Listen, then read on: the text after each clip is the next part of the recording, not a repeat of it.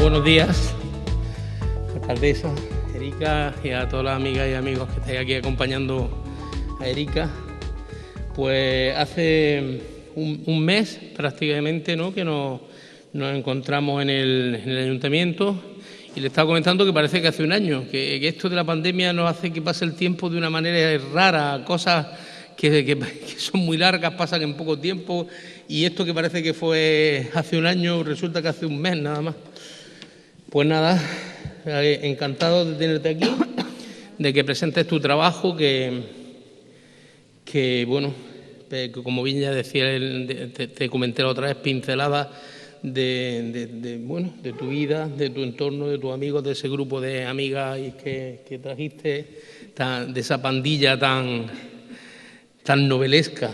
Tengo representación por ahí. Tienes representación por ahí, ¿verdad? Pues bueno, esas amistades nunca se pierden en la vida, y te deseo lo mejor, que sigas en tu terreno profesional, el que tú puedas, quieras y decidas, y que nunca dejes de brillar con estos apuntes artísticos que no, al final el arte siempre hace mejores personas a los demás.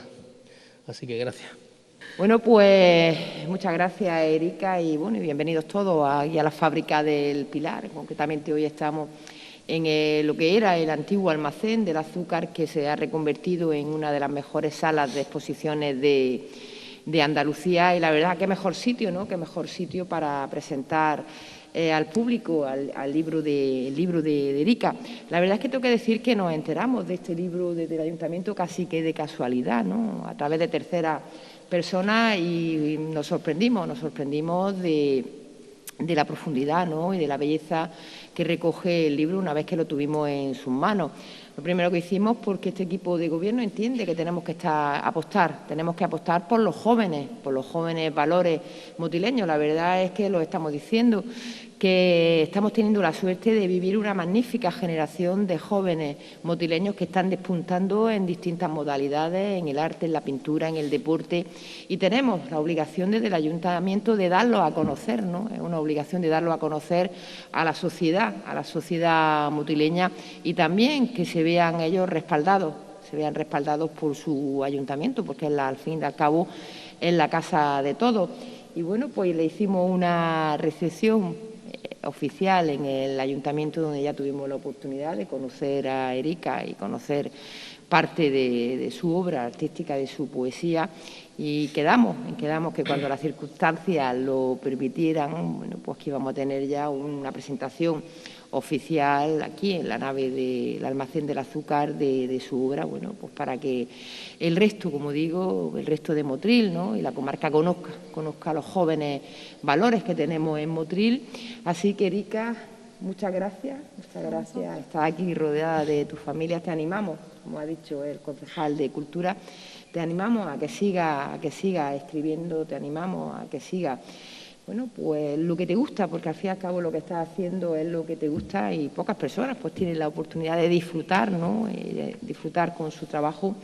Así que enhorabuena, y te deseamos toda la suerte del mundo, y que sepas que, bueno, pues que en el Ayuntamiento de Motril pues tiene un grupo de amigos, que estaremos a tu disposición para lo que necesites.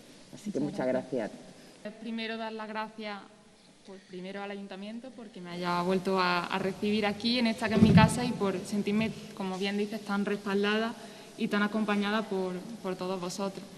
Y también a toda mi familia, amigos y demás personas que están aquí conmigo, porque sí que había intentado presentar otras veces, pero con las restricciones del COVID y tal, al final no podía venir todo el mundo que quería, y tenerlos por fin a todos aquí, toda esa gente que me apoya y que me da alas para hacer lo que yo quiero, realmente es un orgullo. Así que primero eso, dar las gracias a todos. Luego, yo vengo un poco a contar de dónde nace el libro y luego a leer una serie de poemas. Y quería contar un poco de dónde nace. Me acerco un poco más.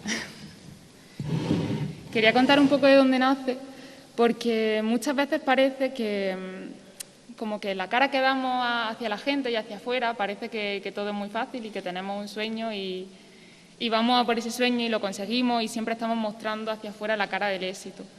pero es todo un proceso muy largo en el que hay muchas inseguridades, en el que muchas veces crees que no eres capaz y otras te das cuenta de que sí. Y un poco yo quería contar que yo empecé con esto con mi madre, que la tenemos allí, cuando era muy pequeñita y ella me daba como regalo cuando, si me tenía que portar bien, íbamos a algún evento o alguna tienda y tenía que portarme bien, me regalaba libros de Gloria Fuerte y era como el truco este de, bueno, si te portas bien te regalo un libro. Bendito regalo. Sí, bendito regalo. Y yo creo que ahí empezó todo. Y claro, con esa edad tampoco eres capaz de comprender la dimensión de lo que estás leyendo, porque bueno, Gloria Fuerte al final era poesía para niños, pero tiene también una dimensión muy adulta.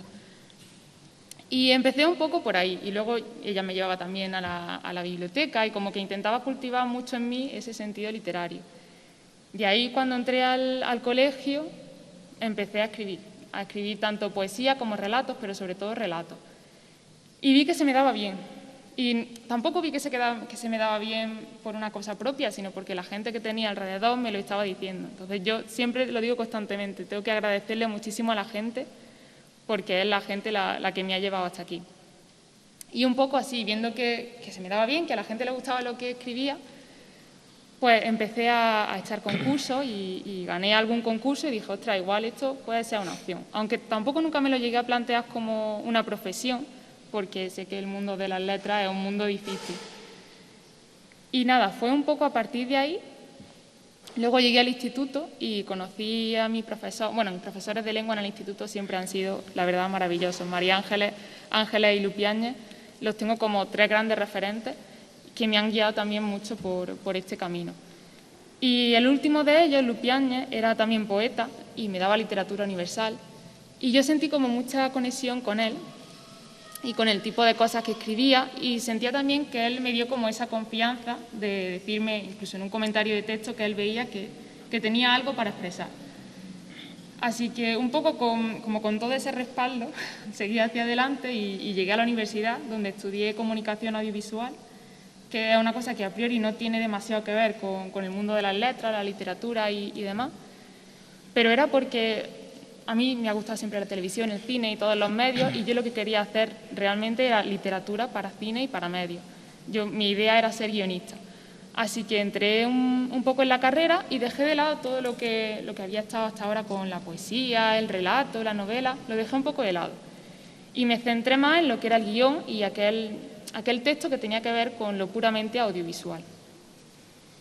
Pero también en esos años de universidad, en los veranos, me iba a los cursos de la UNIA en Baeza, que hacía cursos de poesía, y ahí empecé a entrar otra vez en contacto con todo esto.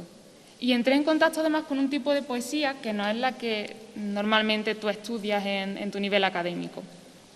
Porque normalmente en el nivel académico siempre he estudiado como unos autores que ya están preestablecidos, pero a lo mejor autores contemporáneos no los estudia o no entra en contacto realmente con gente que esté haciendo poesía en ese mismo momento. Y ahí entré en contacto en la UNIA con ese tipo de autores. Entonces volví un poco a la idea de, vale, si yo escribía poesía de pequeña y luego me di cuenta de que no era mi medio, igual sí que puede ser mi medio si es un tipo de poesía más contemporánea, más libre y no tiene como tantas reglas. Y a partir de ahí es justo donde nace este poema, o sea, este poemario. Porque empecé a escribir un montón de cosas de la forma más libre posible, porque no tenía la idea de publicarla. Yo creo que si hubiera tenido alguna idea de publicarla jamás hubiera escrito lo que he escrito. Y yo escribí desde la total naturalidad de lo que me fascinaba de la gente o de las cosas que yo veía.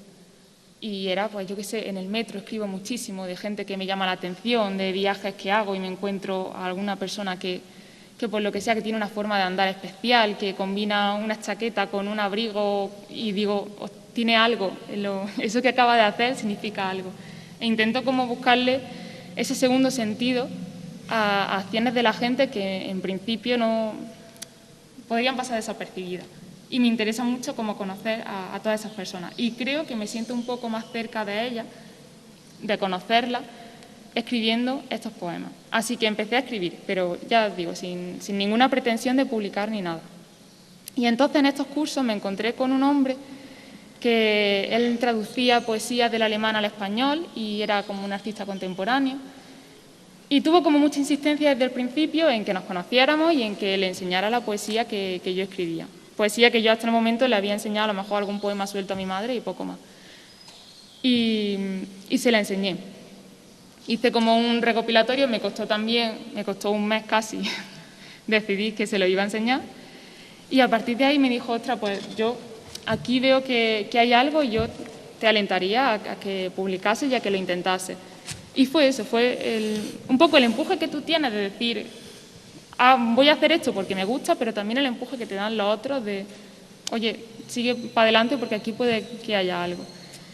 Y recopilé todos mis poemas y los presenté a un concurso y nada, 2 meses después me dijeron que había resultado ganadora y me publicaron el libro. Así que, como digo, es como una cosa un poco de sorpresa, de decir, estoy aquí, sí, pero estoy aquí por miles de factores externos que me han ayudado a estar aquí hoy. Y luego, respecto al libro en sí, me preguntan mucho, la gente que lo ha leído, que por qué no hay ningún poema de amor o que de qué trata el libro, porque a veces es un poco difícil a lo mejor para la gente entender muchos de los poemas porque no han vivido esas situaciones, digamos. Y lo del amor, como el amor es una cosa que es muy universal y a todo el mundo le ha pasado, lo reconoce, me preguntan mucho por qué no hay ningún poema de amor.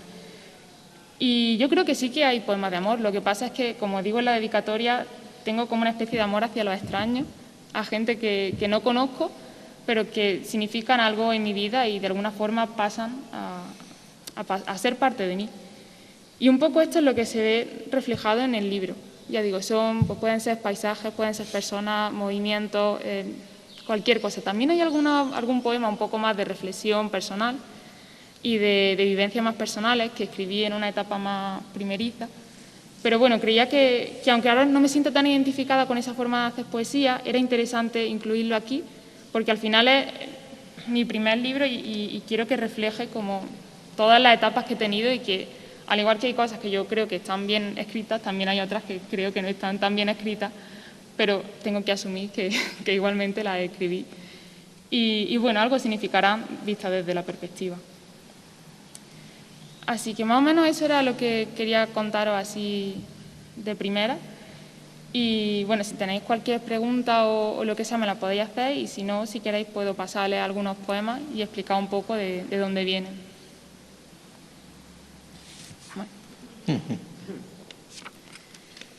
Pues paso a leerlo. Hay algunos que me gusta explicarlos antes y otros después de leerlos, precisamente porque como vienen de situaciones tan concretas y tan personales, creo que en algunos hacen falta como un poco de perspectiva para saber realmente a qué nos estamos refiriendo. Y voy a leer uno que se llama Soledad, y este va de que estaba yo una mañana preparándome para entrar a los cursos de la UNIA de Baeza, y me encontré con una señora mayor que estaba esperando un taxi, y estaba esperando el taxi muy apurada, un taxi que no llegaba. Y claro, me acerqué a ella a ver qué es lo que le pasaba, y me dijo que no sabía utilizar el móvil, que había llamado al taxi, pero aquí no aparecía nadie, que llevaba 1 hora esperando. Y claro, yo tenía que entrar al curso, pero tampoco iba a dejar a aquella señora allí. Y entonces me senté con ella y nos estuvimos como tomando un café, y me dijo que su marido estaba en el hospital, que se estaba muriendo y que tenía que llegar ya al hospital. Y nada, ya volvimos a llamar al taxi, finalmente vinieron a recogerla y yo escribí este poema. Soledad. Una anciana casi centenaria espera impaciente en la acera un taxi que la lleve al acto fúnebre de su esposo. La observo mientras doy vuelta a mi falso capuchino, canela en lugar de chocolate en polvo, que se disuelve en la crema de leche antes de que alguien llegue a buscarla. Me acerco. ¿Espera usted a alguien? Escucho de nuevo su historia. Una anciana casi centenaria espera impaciente en la acera un taxi que la lleve al acto fúnebre de su esposo. Y la mía. 20 años, un curso de poesía a punto de empezar y alguien que me acompaña por miedo a la soledad. No somos tan distintas. Las 3 esperamos juntos. Pero a mí me acompañaba solo ella, alguien demasiado joven para presenciar sola un entierro. Un poco ese es el poema.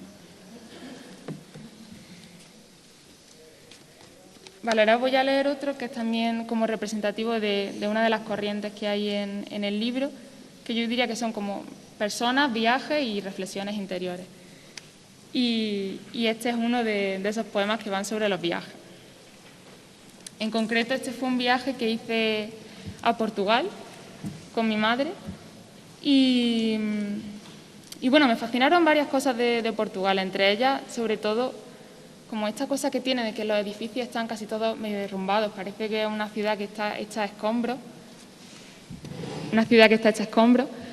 pero luego tiene como mucha alma interior. Y escribí este poema que se llama Portuscales. Una señora se coloca su collar de perlas y sale al balcón para darnos la bienvenida a la plaza. Tendederos vecinos repletos de sábanas y ropa blanca en el interior, en las ventanas de las casas. Alpargatas, pares de alpargatas tomando el fresco en su entrada. Perdóneme, señor guía, estos sí son monumentos. Y esta era un poco una reflexión que quería hacer, porque muchas veces también parece que cuando vamos de viaje o cuando tenemos tiempo libre tenemos que como que cultivarnos mucho y tenemos que ir a los museos y leer los textos de los cuadros y aprender muchísimas cosas y todo retenerlo en la cabeza, y humanamente muchas veces no es posible. Y sin embargo, el que haya una señora que ponga la alpargata a tomar el fresco en la entrada de su casa, yo creo que también es algo digno de que le prestemos atención y de que pensemos el por qué eso está sucediendo, y que eso también es la cultura de un país y no solamente lo que vemos enmarcado en una placa, quizá.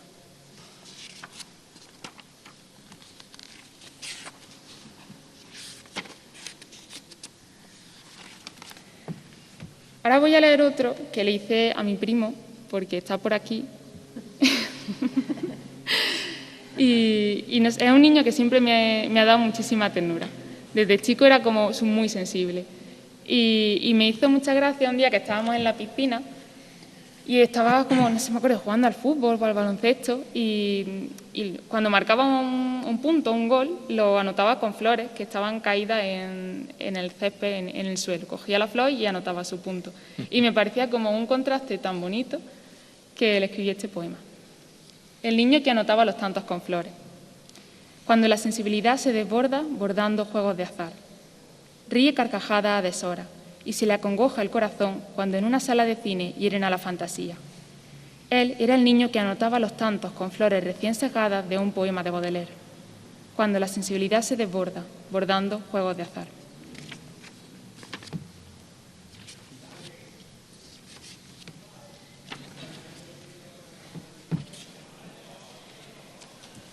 Y por último voy a leer otro que se llama Úbeda, y va un poco de lo que a mí me suscita esa ciudad. Yo tengo como mucha conexión con esa ciudad porque mis tíos viven allí, y es una ciudad que es verdad que te da mucho y que es muy interesante en muchos sentidos, pero también en otros sentidos parece como una ciudad demasiado estanca. Es una cosa que además que tiene que ver mucho con la propia arquitectura que tiene, es todo muy pétreo, y la gente también es un poco así.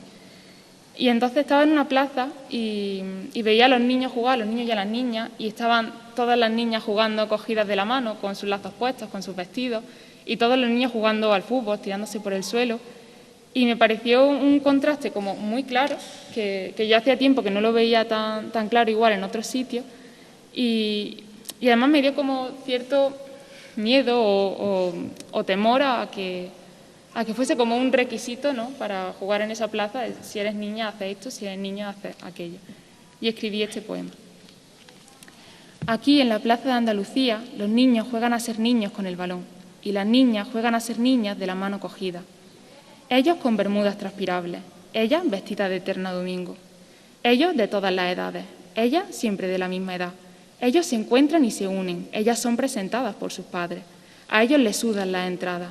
A ella un lazo le tira de las entradas.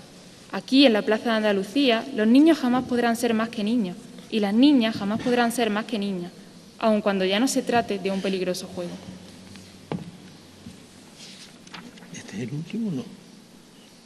¿Leo más? Claro, digo. Puedo leer más si queréis. Puedo leer, por ejemplo, hay otra corriente que tengo dentro del libro, que son los poemas que hice durante el confinamiento. Y tengo quizá mi poema favorito, pero no sé si leer exactamente ese. Bueno. Hay uno que escribí como con un mensaje muy claro, y era que llegamos a la pandemia y de repente parecía que teníamos que ser todos superhéroes y superheroínas. Y teníamos que coger y hacer fitness, el pan tenía que ser con masa madre, que la teníamos que dejar 3 horas fermentando, si no 24. Y era todo como surrealista. Los cursos eran gratis, te tenías que apuntar a cursos y formarte en ese tiempo. Y era como, estamos viviendo un momento que es muy difícil para muchísima gente y también tenemos que ver que igual no tenemos la capacidad mental y humana de en ese momento estar prestando atención a estas cosas, y también podemos tener derecho a que no nos apetezca hacer nada durante 2, 3 meses, porque es una situación que realmente nadie se esperaba y nadie tenía las instrucciones de cómo enfrentarse a ella. Y escribí este poema: al aire libre cuando exista. No te rindas. No programes una alarma antes de acostarte. No practiques deporte en un gimnasio virtual. No asistas a una clase de filosofía online. No prepares bizcocho casero con stevia. No redecores el salón. El suelo se raya. No veas las noticias. No tomes el sol a través de una ventana. No leas un clásico ni escribas un libro. No renuncies a tu derecho a la apatía diaria, a tu rutina de antes y no a la de ahora, a la educación real, a la repostería industrial, envuelta en plásticos de colores, al desorden y al orden, a la afición más allá de, al aire libre cuando exista, a las historias que te rodean y a la tuya propia. No te rindas, no ordenes colecciones por tamaño, color u orden alfabético, no aprendas a tocar un instrumento, no contestes los mensajes, no realices una visita virtual al Prado, no congeles un tupper con tu almuerzo, no idees manualidades con recortes de papel. No pretendas ser creativo ni productivo, no te rindas.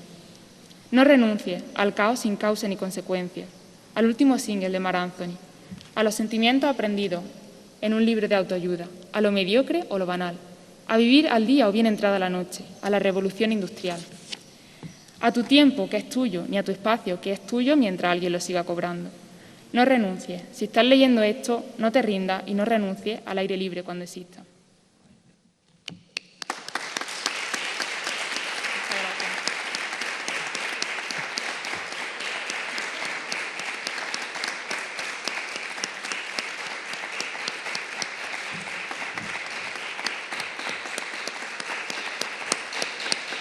Muchas gracias.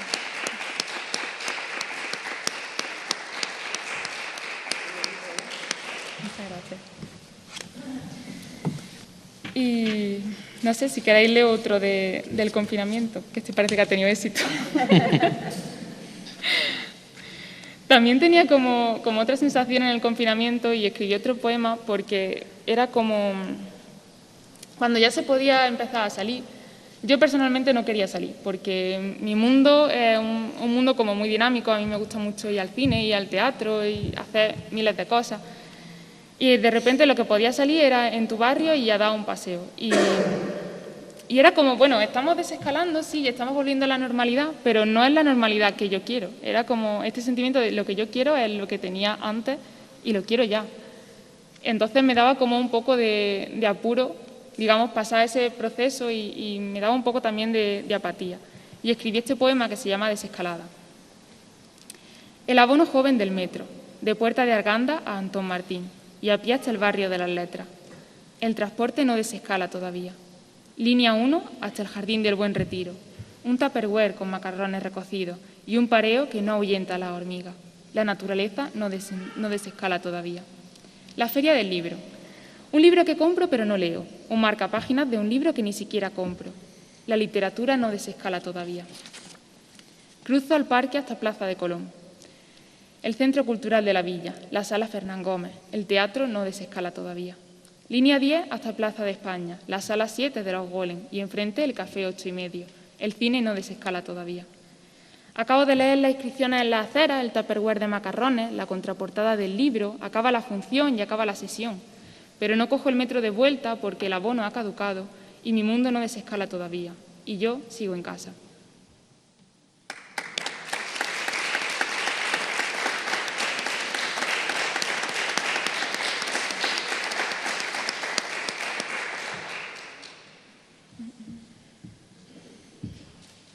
A ver, ¿qué más tengo por aquí?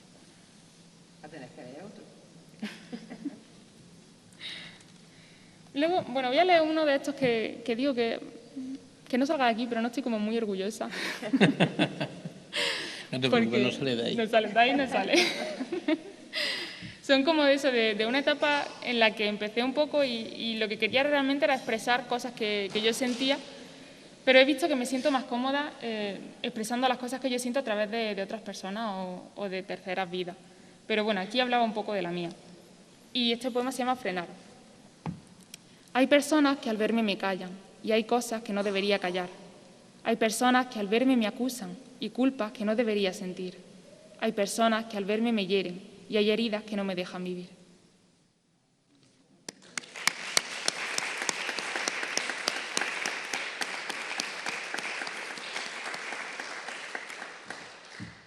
Si queréis, ahora que ha salido el tema de la familia, puedo leer el que le escribí a una tía mía, que está aquí, su hija. Y este poema nace un poco de bueno, estaba malita ya mi tía, ¿no? Y íbamos mucho a verla al hospital.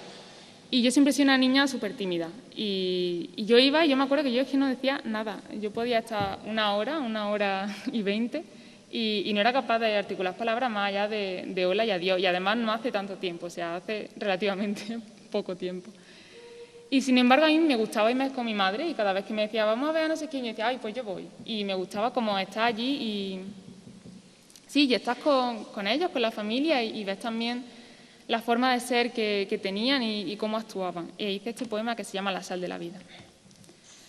80 años y un par de estaciones más revelan hoy sus brazos entumecidos y sus piernas hinchadas sobre la cama de un hospital. No le importa nada, solo pide que le devuelvan la sal a su vida.